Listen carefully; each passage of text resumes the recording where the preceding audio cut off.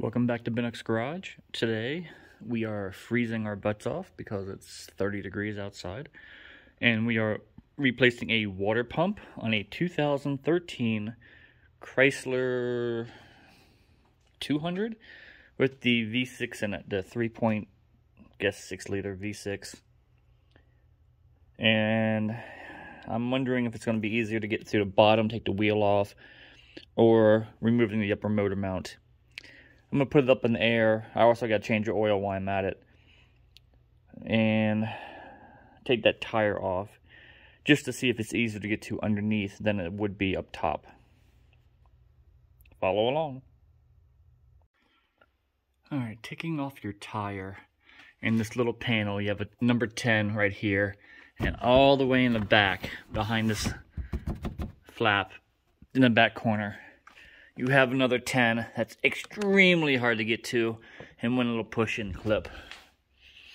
Once you take that off, you can clearly see the water pump, which is this one. We gotta take the belt off to get to it, and then it's just 10 millimeters all the way around. On the water pump itself, you have an idler pulley. That's a 13. I don't know if you can see. Of course not. Anyways. That right there is where it was at. So take off your 13, take off your idler pulley.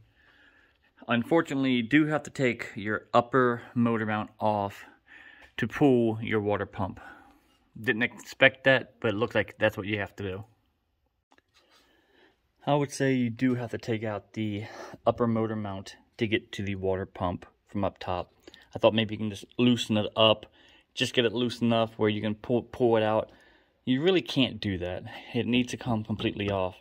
So it's 2 16s going down, 2 16s going in, 1 16, yeah, 2 16 going in, 1 16 here, 1 13 that's actually going into the water pump, and then 2 15 for the mount that goes to the car. So once you get that off, it just slides right out of the way. Now looking at the new pump, I missed 1 and I missed 2. 2 10 millimeters, which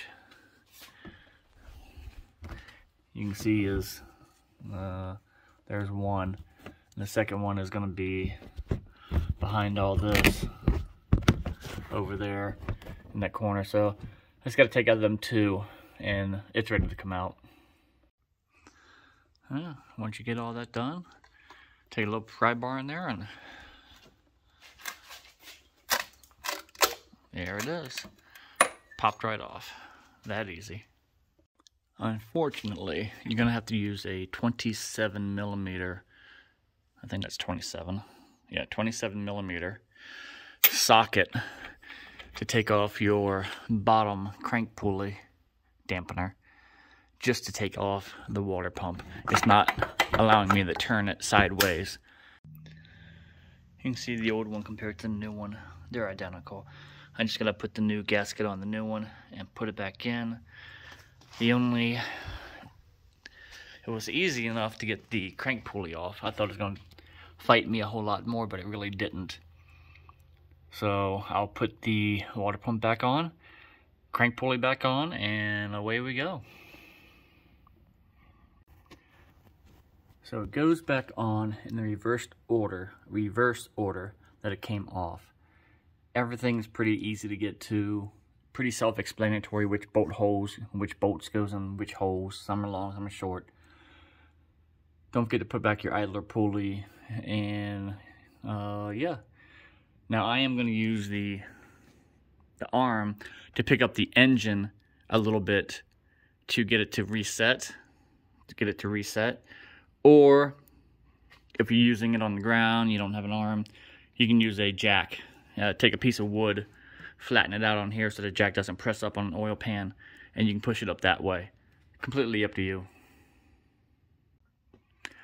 Once you get everything put back on, your serpentine belt back on, your plastic back on, your tire back on, upper motor mount back on, refill your coolant, and you're good to go.